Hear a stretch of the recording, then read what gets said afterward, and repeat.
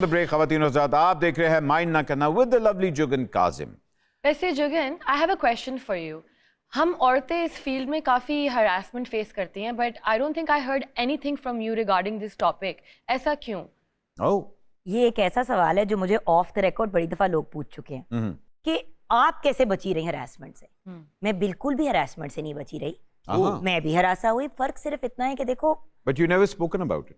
But सब 70,000 लोग जब बात कर रहे हैं, लेकिन अगर 100 केसेस जेन्युइन आए तो उसमें से 3-4 लोगों ने अटेंशन के लिए भी किया। बिल्कुल बिल्कुल। अब जेन्युइन केसेस के ऊपर भी फिर सवाल उठा जब नकली केसेस आए। और मैंने अब पिछले 10-15 साल में कोई हरासमेंट नहीं फेस की, लेकिन शुरू में की। बहुत से लोग मुझे कहते हैं तुम इतनी अग्रेसिव सी हो, तुम पे कौन लाइन मारेगा। सो द फैक्ट इज उस वक्त भी लोग तंग करते थे, एंड बट साहब is a witness to that. और उस वक्त मैं थी जरा छुई मुई। आई रियलाइज्ड कि अगर मैंने कुछ कहा भी उस वक्त तो मेरा काम खत्म हो जाना है और तो कुछ नहीं होना। डर था आपको? इस डर था, बहुत डर था, बहुत डर था। तो मैंने कहा अब ये लोग तो बदलने नहीं वाले, क्योंकि इनको आदत है कि जब भी कोई नई आएगी इंडस्ट्री में पहले उस पे हाथ फेरेंगे, उसके बाद उसे काम देंगे। Sorry, it's a very crude thing to say, but that's what it was. उस स्टेज पे मुझे समझ आ गई कि अपने आप को इतना अग्रेसिव, इतना इन योर फेस कर दो कि अगला बंदा डर जाए, कि कोई पंगा लेते हुए 50 दफा सोचे कि ये 100 बंदे के सामने बोल देगी। वेरी गुड, बिल्कुल आपकी और आदत मेरी एक जैसी। लेकिन ऐसा होना नहीं चाहिए बॉस। हाँ, क्यों? मुझे क्यों बट को फोन करना पड़ता था कि यार बट फलां बंदा बार बार फोन कर रहा है, मुझे जूते पड़ेंगे, मेरी माँ मुझे घर से निकाल देगी। क्यों बट ने 2 दफा मेरे लिए जाके बंदों को समझाया कि भाई क्या मसला है। यार कौन है बट? वो बंदे उठो, चलें जरा, उठो अभी, चलो मेरे साथ में। देख बात खत्म हो गई, यार, अच्छा हो गई, बच्चे हो गए, सेट हो गए, इंसान बन गए सारे। देखिए, गलती इंसान से होती है। आपको इतनी लेट क्यों याद आया? आप बोरी के नीचे आई हुई थी पहले। क्या मतलब?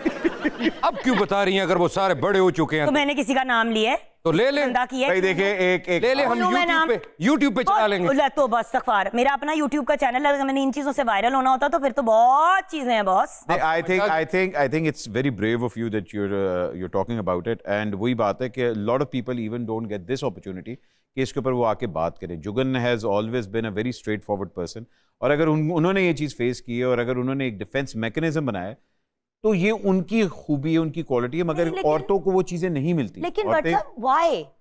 देखो, इस तरह अग्रेसिव और होने की वजह से, इन योर फेस होने की वजह से मेरी पर्सनालिटी, मुझे लगता है थोड़ी सी मुतासिर हुई है, because I liked being a little soft. भाई आगे चलते हैं, वक्त होता है माइंड द न्यूज का। बीवी की बेलौस खिदमत के बायस 10 साल बाद खावंद कोमे से बाहर आ गया। वो कोमे से बाहर तो उसने आना ही था, क्योंकि वो कोमे में गया भी तो बीवी की वजह से था।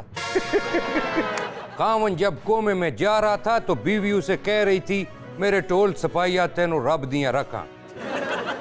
एक अगली खबर की तरफ बढ़ते हैं। अभी पिज्जा खाएं और बिल मरने के बाद अदा करें। न्यूजीलैंड के एक रेस्टोरेंट ने दिलचस्प ऑफर कर दी।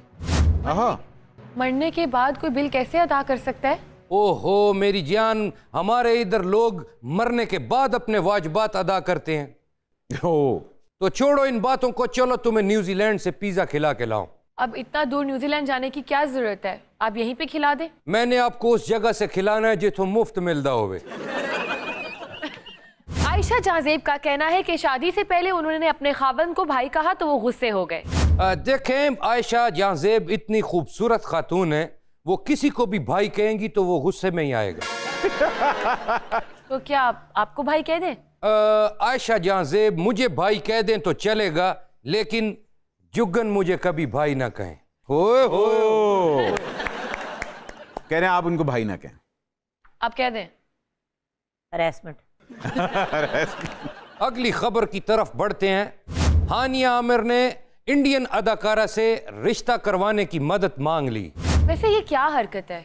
रिश्ता क्या गुम हुआ है जो ढूंढने में मदद मांग ली? और बेचारी कितनी मासूम है जिसे ये पता नहीं कि भारत में अगर रिश्ता ढूंढना हो तो किसी अदाकारा से नहीं, अंसार बरनी से कहना चाहिए। बहुत अच्छे, रिश्ता करवाना है, जेल में से कैद माहीगीर वापस नहीं लेना। शाबाश। खलील और रहमान कमर ने जहेज की लानत से बचने के लिए ज्यादा से ज्यादा लव मैरिजेस का मशवरा दिया।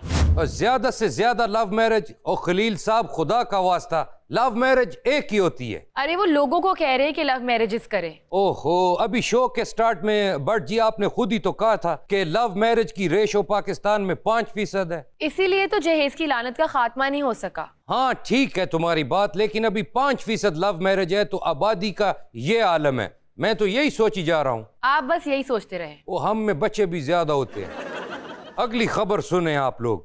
अदाकारा रेशम को लंगर बना के वीडियो अपलोड करना महंगा पड़ गई। वीडियो में जो गाड़ी खड़ी थी वो टैक्स की ना दहिंदा निकली तो एक्साइज वालों का ध्यान पड़ गया, सारा लंगर उन्हें वापस पै गया। तौबा है, कितना मोहतात रहना पड़ेगा अब हमें। ओ महरीन, मोहतात क्यों रहना है? गाड़ियों के टोकन जमा करवाओ और इजी फिरो।